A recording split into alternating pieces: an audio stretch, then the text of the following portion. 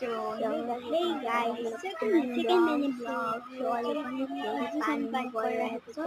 म चाहिँ अहिले भर्खर पानी नै दिइरहेको म ब्रस गरेको छु अनि पानीले मलाई पुरै बिगारिदियो न। सो यहाँ बेचेको अब चाहिँ मैले अहिले भर्खर सक्यो। अब यहाँ चाहिँ म लुगा लाउँछु। यस्तै हो लुगा लाउँछु। कोटमा लुगा लाउँछु। मैले चाहिँ मेरो ब्यागमा सबै कुरा गरिसकेँ। अब म चाहिँ मेरो ट्राभलबाट म खोज्दैछु।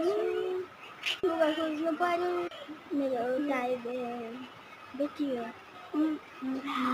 ला मेरो टाइबेर